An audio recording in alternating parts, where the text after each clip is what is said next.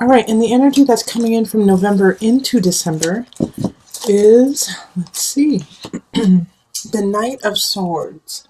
So with the Knight of Swords, this is a message, a quick message coming in from an air sign. That's going to be a Libra, Gemini, Aquarius energy. Since we don't have anything surrounding it, it could be good and it could be bad. Let's see what happens with all the cards. So we have the Six of Wands, we have the Five of Cups, we have the Two of Cups reversed, and then we have the Four of Wands. This is interesting, these two here. And then we have the Seven of Discs, we have the Nine of Cups, the Ten of Swords reversed, and then the Ten of Cups reversed. This is so strange right here. Oh my gosh, I can't wait to get into it. All right, and then we have the Nine of Discs, and then the Three of Cups.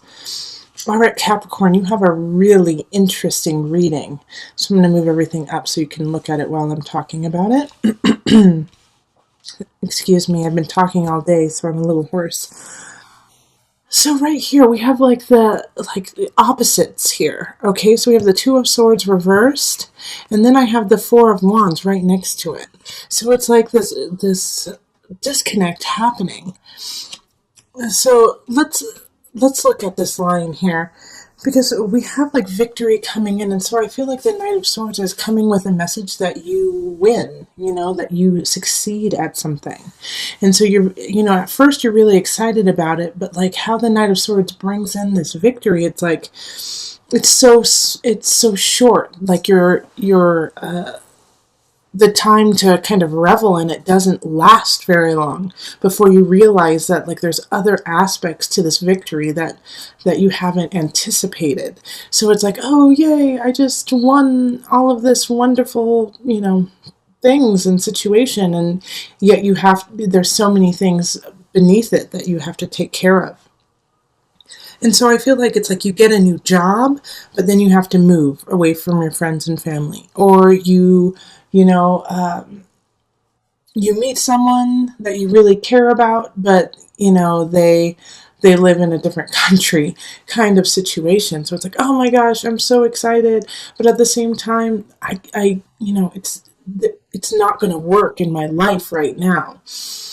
And because I see that with the Two of Cups, especially, and the Four of Wands, because it's this victory happens, but it's not, it's just not gelling all together. And so what you really have to ponder in December is the work that you put into it, is it going to lead to a positive situation? Is it going to lead to everything you've ever desired? Because if it is going to lead there, in the process, you are truly going to have to let a whole situation go.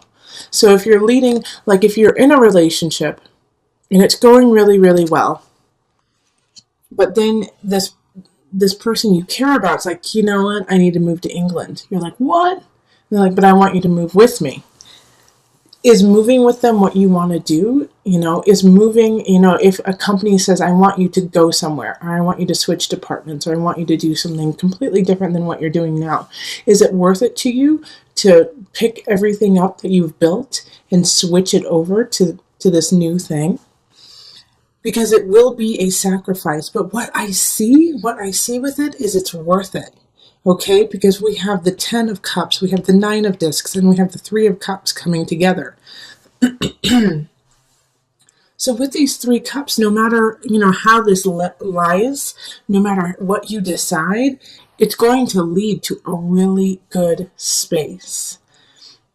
So congratulations, and I'm sorry you have to make a decision. Because it's you have some of the most positive cards here. The Four of Wands, the Ten of Cups, the Three of Cups, the Nine of Discs, the Nine of Cups. The Six of Wands. It's celebration, celebration, celebration. But at the same time, there is a disconnect, and you're focusing on this part of it that you're yeah, all this wonderful. These wonderful things are happening, but at the same time, I'm going to lose out on some things I really adore. But no matter what happens, know that you're going to land on your feet, Capricorn. That's what's so great about this. And so I feel like the Knight of Swords has ushered that in November and said, okay, these are the changes that are going to happen. For some of you, I do see like this aspect of marriage coming up.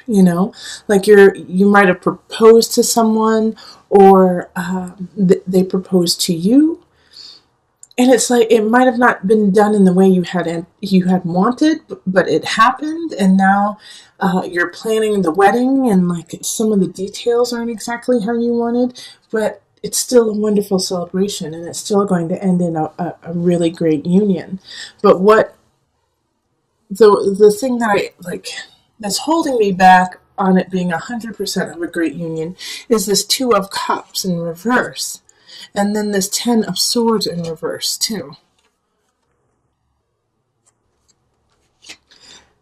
And I don't necessarily think it's because the union is bad or that it's not a soulmate connection. I think you're afraid. I think you're afraid of the connection, and I think you're afraid. You're like, ooh, is this the one? Am I on the right path? Am I supposed to be with this person? Because this whole entire reading has to do with relationship, has to do with people. It can, like I said, and talked a little bit about that, it could have to do with work, but I really see it being more about relationship, celebrating relationship, letting go of relationship too, because the Ten of Swords is like, you gotta let go of someone. So in some instances, I feel like Capricorns, you've met someone you really care about, you've been with them for a while, you've proposed, but you haven't finished like filing a divorce, or you haven't finished taking care of a past relationship before moving on. So you got to do that and go through all the steps to finish that up. But with the Nine of Discs too, it's just like beautiful, beautiful, beautiful Venusian happiness that's just coming your way. It's about time, isn't it, Capricorn, for you to be able to celebrate. I love this. All right, so we're going to pull on the Noah Naphew deck, the visionary cards, just to bring it all together. Oh, this just popped out. Okay, so the Watcher. Try looking at a situation from a distance, as if you are hiding in a jungle and observing something from a distance, without being noticed. This distance will give you clarity and objectivity to help you understand the situation better. Your vantage point is much more limited when you are too close to something. Better to get distance before taking action.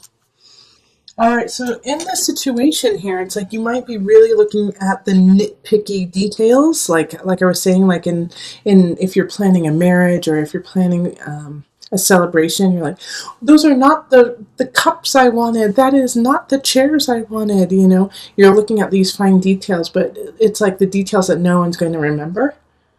So look at the whole picture and what the whole event is about what you are celebrating, because that's what people are going to remember, the way they felt when they were with you.